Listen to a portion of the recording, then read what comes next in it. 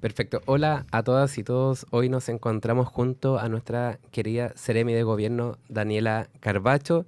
También aprovechar de saludar a todas las radios amigas que tenemos como Radio La Mega, Radio Mía, Despierta FM y Radio Viva también. Así que los invito a escuchar este podcast y como les dije, tenemos a nuestra querida Seremi de Gobierno. Hola, buen día Seremi. Buen día, solo corregir que será Seremi de Educación, Oh, no de perdón. Gobierno.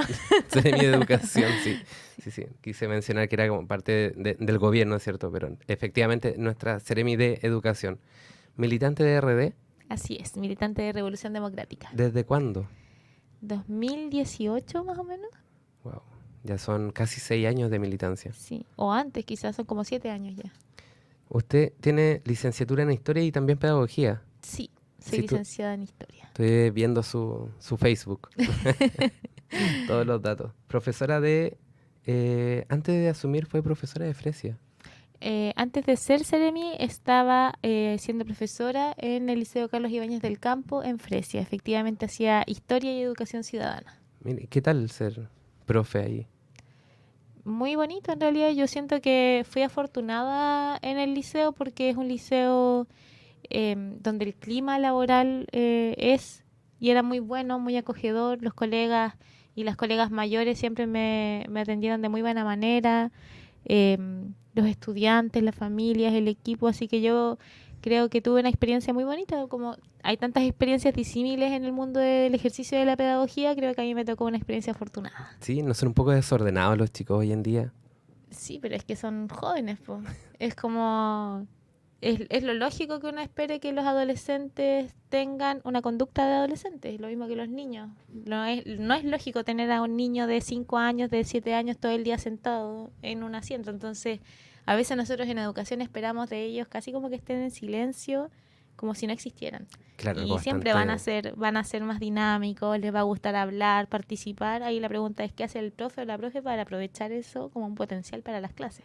No, indiscutiblemente, de verdad, los niños hoy día tienen mucha energía y qué bueno que así sea también. Y yo creo que usted también es una persona con harta energía. Aquí veo que fue candidata también a constituyente, candidata a diputada.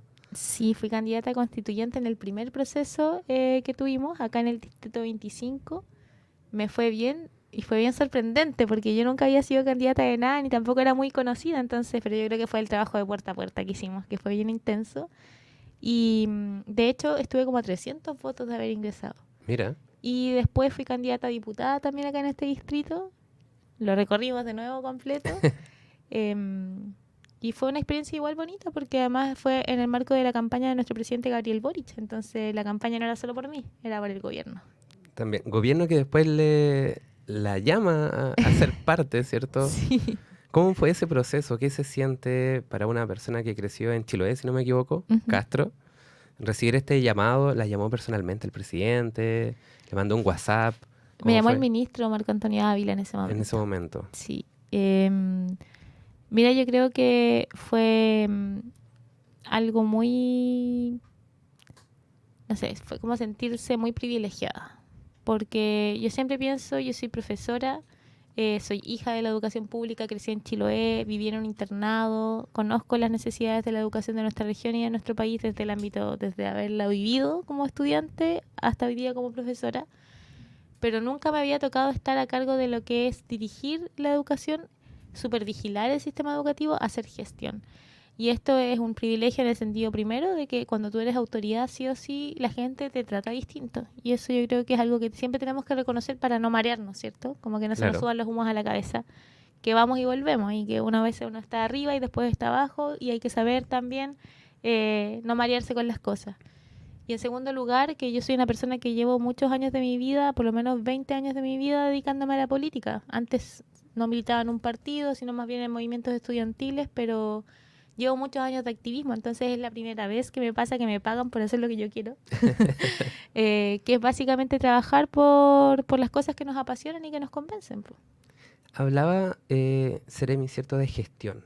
Ujú. Pero qué difícil debe ser hacer gestión en una materia tan compleja a nivel país. Así es. Siempre que sucede algo, que tenemos un problema, llamémosle, no sé, de seguridad, ¿cierto? Un problema de que no sé, quizás faltan más, incluso deportistas que hacemos, no, que se incluya en educación. Hay un problema que lo soluciona educación. Así Pero es. ¿cómo está educación en este momento a nivel, llamémosle, regional? ¿Está fuerte? ¿Está un Mm. poco débil? ¿Está maltratada la educación acá? También podemos conversar, ¿cierto?, de cómo ha sido este traspaso de la educación, ¿cierto? O esta vuelta quizás al Estado. ¿Cómo ha resultado? Cuéntenos sobre eso, por favor, Seremi. ¿Cómo lo ha visto usted? Sí, mira, yo creo que al pasar de ser profesora a ser seremi de educación implica tener una mirada muy distinta de lo que es el servicio educativo, porque yo sabía muy bien cómo hacer clases y ¿Ya? organizar mis clases, pero nunca conocí todo el proceso que hay y que se desarrolla previo a que se pague la subvención, que se aprueben los planes y programas, que los Ujú. establecimientos cumplan con las normas necesarias para funcionar, un montón de trabajo que hay detrás de que el sistema educativo funcione. Y creo que en ese sentido, si yo mirar el panorama de la región, del país, vamos a mirar el panorama nacional, regional, ir a las comunas más específicas.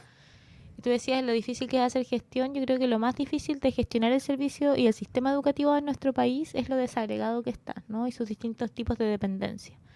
Nosotros tenemos un Ministerio de Educación que su tarea es el órgano rector del sistema educativo y su tarea es supervigilar, ¿cierto? Supervigilar la prestación del servicio educativo y a otras entidades y servicios que son dependientes del ministerio. Pero el ministerio no es el administrador directo de los establecimientos educacionales, salvo en los casos de los servicios locales que ni siquiera los administramos directos, sino que lo hacemos a través de los servicios y dependientes de la Dirección de Educación Pública. Pero ¿cómo gestionas cuando tú tienes que gestionar con un prestador que es un particular subvencionado? Claro. Eh, municipios con sus Ujú. DAEM, municipios con corporaciones de derecho privado, establecimientos particulares pagados de dependencia totalmente privada y los servicios locales. Tú tienes una figura intermedia, ¿cierto? Y esa figura intermedia, que es la que decide en el ámbito de la gestión misma, es clave que tenga las capacidades, ¿cierto? Pero que también tenga las orientaciones y que lo muevan los propósitos educativos, los propósitos pedagógicos. Y yo en ese sentido, quizás antes de entrar al caso a caso y hablar de cada gestión y lo que veo en cada comuna, quiero dejar puesto como en la mesa que acá tenemos un problema de modelo, porque en el fondo si yo desmunicipalizo, tomo la educación desde el ministerio y la paso a los municipios y los municipios tienen jefes o jefas cuya propósito es gobernar para una comuna y son elegidos democráticamente, también van a tomar decisiones en función de el poder democrático que los pone donde está. Es decir, Evidentemente. van a poder tomar decisiones en función de la gente que los elige. Y esa definición, que es una definición más política que técnica, no necesariamente conversa con lo que te tiene que orientar cuando tienes que hablar del servicio educativo, que son otro tipo de orientaciones, otro tipo de propósitos. Entonces, si yo tengo, por ejemplo, problemas en una comuna porque tengo una sobredotación que excede mi capacidad de pago por los recursos que ingresa, ¿en qué momento decidí contratar más gente de la que podía pagar? Claramente. ¿Y en qué momento hice negociaciones colectivas en el caso de corporaciones municipales por sobre la capacidad financiera que yo tengo? Hay problemas que son de modelo y de financiamiento que tienen que ver con un modelo de subvenciones, ¿cierto? Con un modelo subsidiario, pero también hay un problema que es de gestión del propio sostenedor. Entonces allí, en ese intertanto, en ese espacio que se genera, cuando yo tengo que resolver problemas desde cómo pagar sueldos hasta cómo asegurarme que no hay una gotera, Ujú. pierdo de foco cómo genero aprendizaje en el aula. Pasa bastante, la verdad, Seremi, creo que en varias comunas de nuestra región podemos evidenciar lo que usted nos comenta, pero entonces, a ver, cerramos un poquito esta discusión. ¿Quién tiene que administrar la educación desde el punto de vista de la Seremi de Educación, Daniela Carbacho?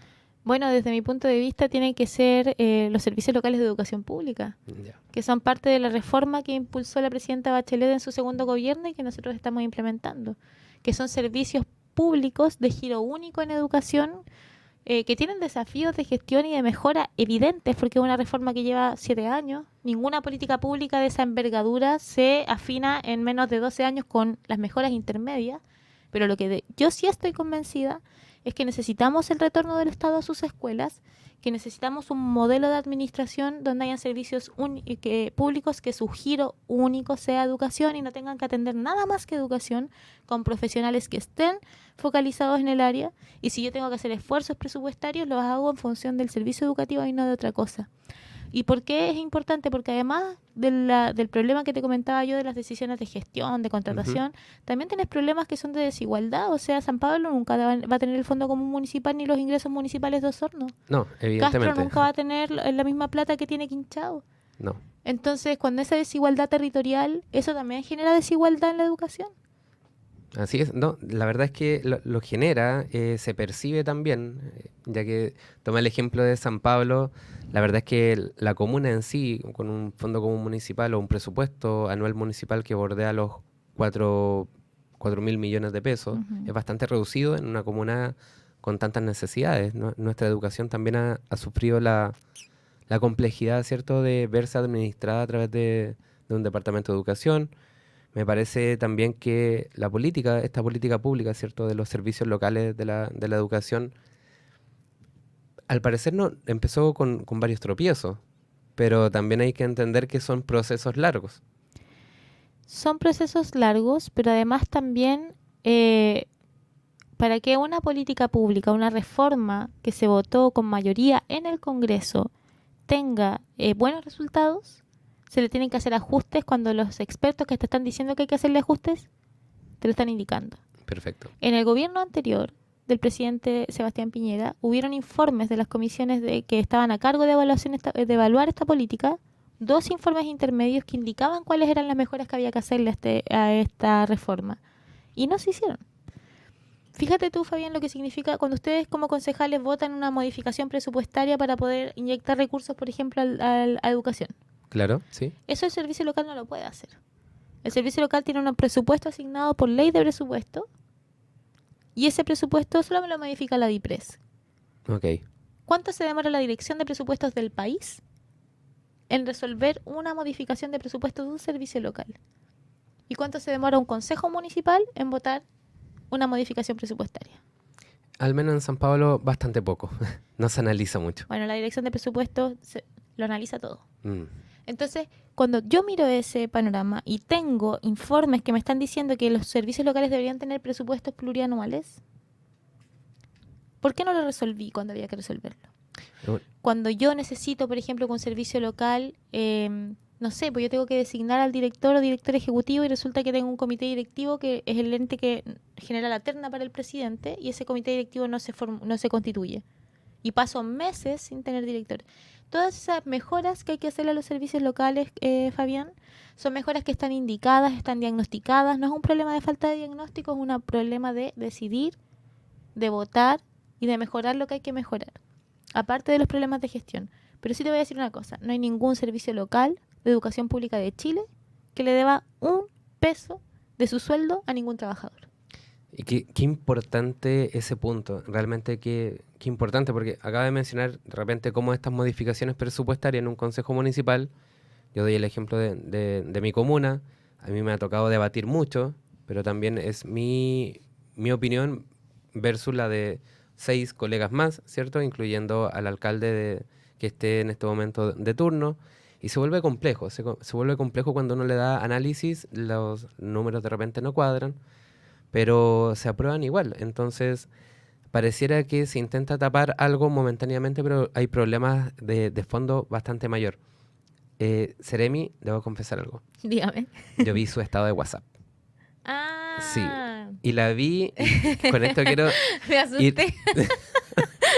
No está acá, no hemos revisado su teléfono ni nada, solamente vimos su estado de WhatsApp y me pude dar cuenta que se encontraba por la comuna de San Pablo en el día de hoy, Así es. en una escuela que debo decir que quiero bastante, y aprovecho de saludar a la escuela Julio Schuller de San Pablo, porque fue una escuela que pasó por un muy mal momento, Ujú. se vio siniestrada, ¿cierto? Pero ya se encuentra con noticias positivas. Me imagino que en eso andaba allá viendo, evidenciando en qué se encuentra la escuela, que entiendo es modular por ahora. Sí, estuvimos allá porque, mira, yo hoy día me fui a juntar con el alcalde para conversar de algunas preocupaciones que teníamos y justo el alcalde tenía una audiencia con el ministro hoy día en la tarde que yo no la tenía ahí En carpeta. en carpeta, pero bueno, todo coincidió y aproveché de ir a ver la obra de la escuela Julio Mor Porque igual cuando ya se están ejecutando las obras y nos acercamos hacia su finalización y estamos todavía no termina enero, pero queremos iniciar allá las clases en marzo, hay que asegurarse que las Perfecto. cosas estén bien. Entonces fuimos a verla, la verdad es que es una escuela que está quedando con un estándar maravilloso.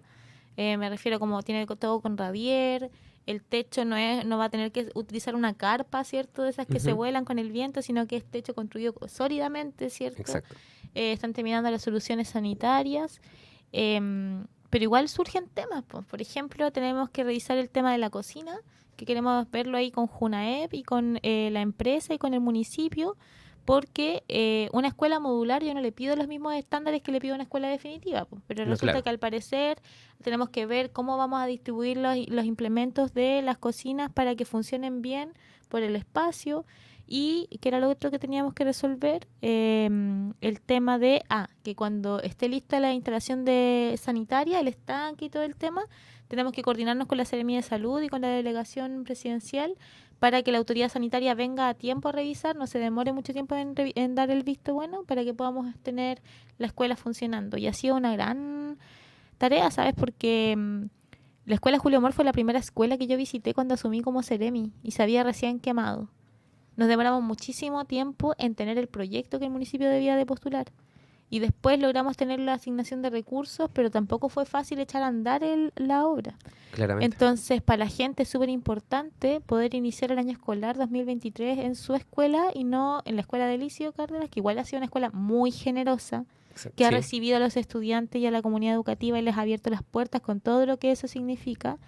Y yo creo que es un ejemplo de lo que hacemos en educación pública, que es que, bueno, donde cabe uno, caben dos, caben más, pero queremos cumplir. Así que ojalá, Fabián, tengamos una ojalá, visita ya antes de que inicie marzo para ver la hora lista y que los niños puedan tener sus clases allá. ojalá así sea. Y la verdad es que igual mencionar cómo la escuela de Licio Cárdenas pudo acoger, ¿cierto? La escuela Julio Mor. Mi Sí, abuelita decía que las visitas a los 3 días ya como que ya empiezan a molestar. sí. Pero han estado como Bueno, un año. uno cuando va a la casa de los papás después de que se va, como que ya uno está así como 2, 3 días y uno ya se quiere ir. Claro, efectivamente. Pero acá han tenido que ser visitas por harto tiempo y esperamos que eso acabe y Mm. ojalá, ¿por qué no?, iniciar el año escolar, los niños y niñas de la Escuela Julio Mor en su hogar, ¿cierto? Donde tienen un patio precioso, una cancha sintética. La verdad es que yo me acuerdo que los niños realmente la pasaban increíble allá. Así que ojalá puedan ver, o sea, volver, ¿cierto? Van a Y volver. sí, van a volver. Y que ojalá sea en marzo. Ese es nuestro propósito. Así que por eso hoy día fui a ver y esperamos tener todo listo. Igual la fecha la tiene que comunicar el municipio cuando la hora esté ok. Pero yo espero que antes del retorno a clases, los equipos junto con ustedes también desde el consejo puedan ir a visitar la obra, y se pueda dar la buena noticia. Lo que sí está claro es que el año escolar lo van a tener ahí. Y aparte tenemos el plan de contingencia de la POSA, que ahí vamos a hacer una conservación con platas del ministerio también. Así que harta cosa Esa es buena noticia y qué bueno rescatable. que el ministerio, ¿cierto?, ponga los ojos en la comuna porque cada niño así también lo agradece. Seremi, aprovechando que andaba por allá por San Pablo, ¿no habrá llevado una carpetita con algunos convenios? Quizás ahí se mencionaba el convenio de transición, mandato. Mm, Sí, es que tengo el WhatsApp lleno de los profesores y asistentes que, ¿En serio? sí, me han preguntado durante la mañana. Vimos la Seremi y queremos saber qué pasa. Ujú, Porque hay que decir las cosas como son. San Pablo vive una crisis financiera en educación en este momento. ujú, Estamos adeudados aproximadamente con el 20% del presupuesto anual municipal. mm. Es harto para cualquier tipo de comuna, por eso también lo expreso en porcentaje. Ahora bien, hay distintas soluciones o se plantearon en su momento distintos caminos a seguir, Ujú. ¿cierto? Pero no sé si esos caminos se han recorrido ya. Sí, yo creo que aprovechando que tenemos esta instancia hay que explicar las cosas bien pedagógicamente, pero explicarlas. Em, Habían 3 convenios o 3 alternativas que nosotros habíamos planteado para poder abordar el déficit financiero del municipio. El municipio ya tiene un déficit mensual de 30 millones de pesos para pagar la planilla de remuneraciones. Claro. Ese es como su déficit. Y eso quizás para otras comunas no es tanto, pero para una comuna como San Pablo es alto. Y a eso se suma la deuda previsional que ya ha generado con las consiguientes multas e intereses. Entonces tenemos Ujú. deuda acumulada y tenemos déficit mensual para pagar las remuneraciones.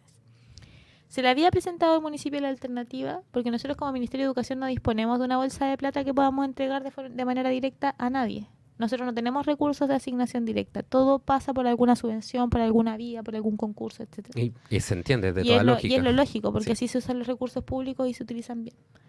Entonces, se le dijo al municipio, primero, que pudieran firmar un convenio mandato para que nosotros pudiéramos usar subvención retenida, que nosotros retenemos cuando ellos no pagan la cotización, nosotros estamos obligados a retener, Claro. y ese pozo de subvención retenida, usarlo para pagar cotizaciones adeudadas.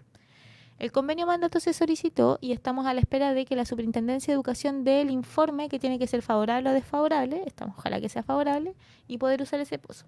¿Qué pasa? Que San Pablo tiene menos de 100 millones de pesos hoy día retenidos. Ah, ya. ¿Por qué? Porque cuando tuvo acciones judiciales, embargos de subvención, nosotros hicimos la gestión con la MUNI para que les embargaran de la subvención retenida y no de la subvención corriente. Porque si a mí me embargan la subvención del mes, es más crítico todavía, ¿cierto? Así es. Entonces, decreció ese pozo. Eso, cuando ya esté listo, la idea es que con esa subvención retenida se paguen cotizaciones, pero no cotizaciones de cualquier trabajador, sino las cotizaciones de los trabajadores que van a retirarse. Ah, ya, perfecto. Porque si yo le pago a los que se van a retirar, puedo indemnizarlo y pueden jubilar. Y así se descomprime Y vamos también. bajando la planilla, Sí. lo que implica una gestión inteligente de los recursos, ¿cierto? Ujú. Ahora, un segundo elemento era el convenio, el anticipo de subvención.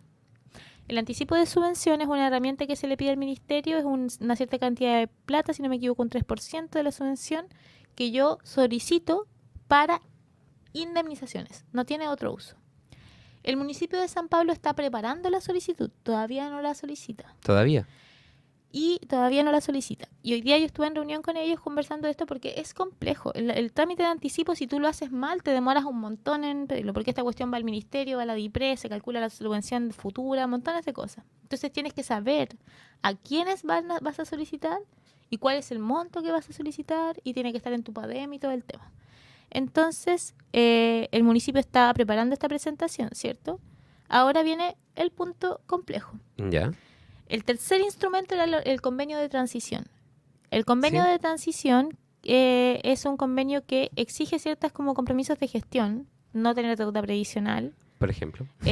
no aumentar la dotación, no aumentar la base remuneracional, que es básicamente no negociar y subir los sueldos por sobre tu capacidad, regularizar los terrenos, etcétera, varias cosas. Nosotros le dijimos al municipio que solicitara el convenio más o menos hacia agosto del año pasado para que lo tuviera listo para pedir los recursos de transición del 2023, que la resolución salió hacia el último trimestre del año, pero lo pidieron a finales de octubre. Y al pedirlo a finales de octubre, ya la REX de los recursos de transición había salido, ya no podían postular. El convenio está prácticamente en la puerta del horno, pero yo pienso que desde lo técnico es mejor que no lo tengan a que tenerlo al tiro y generar deuda Claro. nueva que te impida tener los recursos. Y tenerlo en el momento justo en que te sirve para tener recursos de transición. Y lo que hoy día yo le señalé al alcalde es que lo que él debería hacer, con el apoyo del consejo, es apretarse el cinturón, hacer un aporte municipal ahora a inicio de año, indemnizar a colegas que llevan muchos años esperando poder retirarse, que son mayores, que tienen sueldos altos, directores, profesores, expertos, gente que está para jubilar. Y yo descomprimo la planilla. Solicito igual el anticipo de subvención, Claro. pero para otros colegas, y el convenio mandato, que tampoco sale de la noche a la mañana, y el anticipo de subvención, que toma su tiempo, que salgan a la misma vez que yo con el convenio pago las cotizaciones de la gente que yo voy a sacar por anticipo. Y que al último trimestre tener los recursos de transición y así equilibrar. Esto es enredado, yo sé que es enredado para la gente, pero a veces cuando yo no explico las cosas, me quedo con la sensación de que no se está haciendo nada. Acá es muy importante la capacidad de los equipos técnicos, el conocimiento de la normativa, saber los recursos que tengo y los instrumentos que tengo y hacer las cosas en tiempo y forma. Porque el Ministerio de Educación no es un ministerio que haga transferencias de recursos libremente. Todos los recursos tienen un nombre y un apellido y una destinación y una forma por la cual se asignan. Entonces acá San Pablo tiene una deuda y un déficit, pero es una comuna que todavía podemos abordar y lo hemos estado trabajando mucho tiempo, y yo espero, y hoy día en la conversa que tuve con el alcalde tuvo una muy buena disposición, que ojalá esto que nosotros les recomendamos lo hagan, porque yo sé que si lo hacen va a resultar. Tenemos toda la confianza, de hecho, porque así como se plantea, si bien la situación es compleja, hay caminos para seguir y buscarle solución. Aquí hay que entender que la base es una fuerte inyección de recursos a través del municipio hacia el Departamento de Educación y luego también hacer las gestiones correspondientes en su tiempo y forma que lleve a que las cosas puedan resultar de buena forma.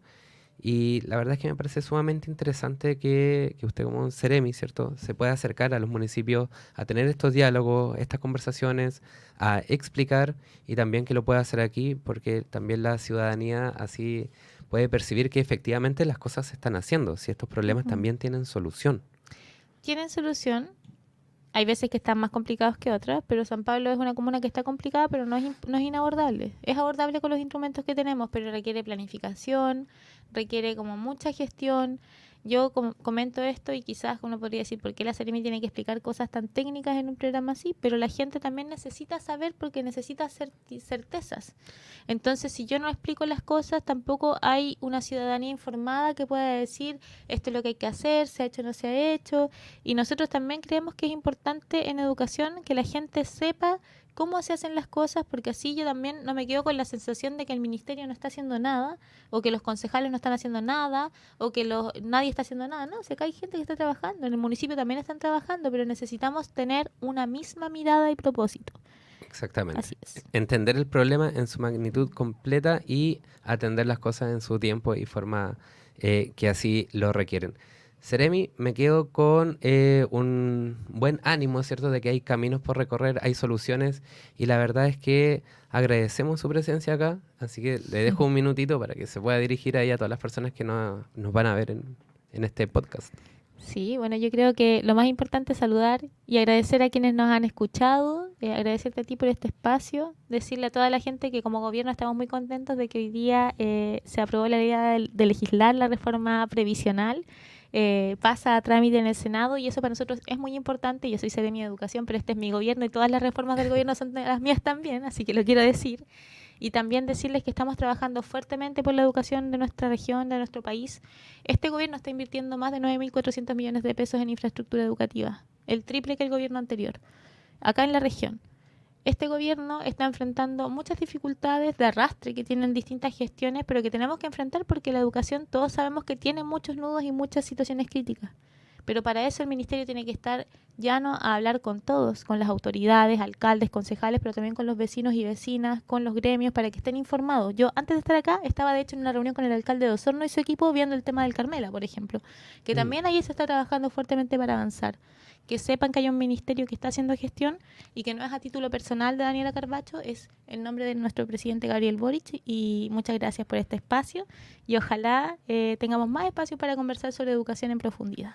Por supuesto, cordialmente invitada a volver, así que agradecemos la presencia de nuestra Seremi de Educación, Daniela Carbacho Díaz. Y a todas las personas que nos están viendo, los invitamos a seguirnos en este Política Podcast. Aprieten ahí también en YouTube, ¿cierto?, para suscribirse y que suene la campanita cada vez que se suba un video. Nos vemos la próxima semana. Chao, chao. Nos vemos.